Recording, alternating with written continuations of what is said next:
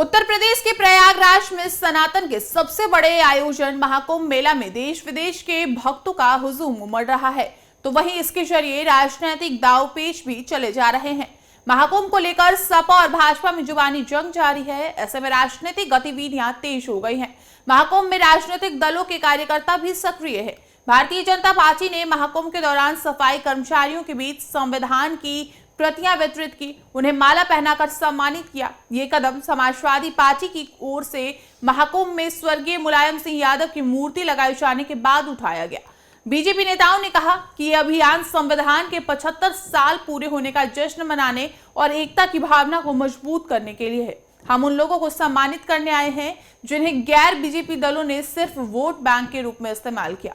हम दलित पिछड़ा वर्ग के लोगों के सामाजिक आर्थिक उत्थान की दिशा में बाबा साहेब अम्बेडकर के बताए रास्ते पर चलकर काम करते हैं।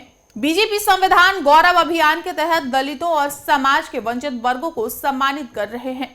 ये कदम 2027 के चुनावों से पहले पिछड़े और दलित समुदायों को अपनी ओर आकर्षित करने के प्रयास का हिस्सा माना जा रहा है। यूपी में लोकसभा चुनाव 2024 के दौरान सपा कांग्रेस गठबंधन की ओर से भाजपा पर संविधान को खत्म करने का प्रयास करने का आरोप लगाया गया था। अब इस अभियान के जरिए जवाब दिया जा रहा है। महाकुंभ में राजनीतिक दल अपनी रणनीतियों को धार देने में जुटे हैं।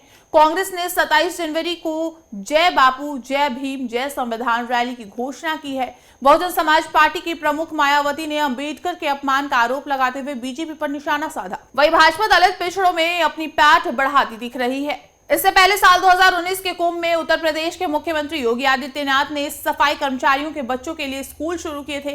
प्रधानमंत्री नरेंद्र मोदी ने उस दौरान सफाई कर्मचारियों के पैर धोकर उनका सम्मान किया था।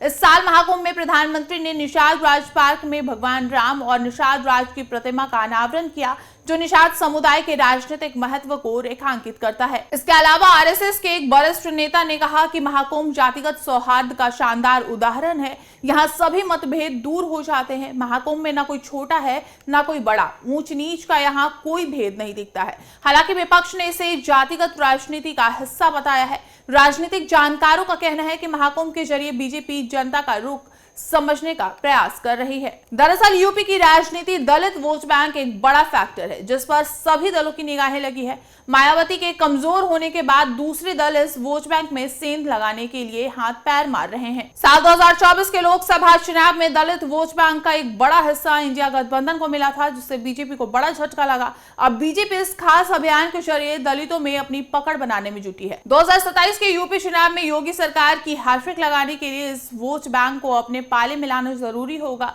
फिलहाल महाकुंभ में धार्मिक आस्था के साथ साथ राजनीतिक रणनीतियों की भी झलक दिखाई दे रही है। साल 2027 के यूपी चुनाव में योगी सरकार को हैट्रिक लगाने के लिए इस वोट बैंक को अपने पाले में लाना जरूरी होगा। फिलहाल महाकुंभ में धार्मिक आस्था के साथ साथ राजनीतिक रणनीतियों की भी झलक दिखाई दे रही है। 2027 के विधानसभा चुनावों से पहले महाकुंभ में जारी सियासी गतिविधियां प्रदेश की राजनीति को नई दिशा दे सकती है। हम हैं देश के दिल, उत्तर प्रदेश की धड़कन, उत्तर प्रदेश टाइम्स।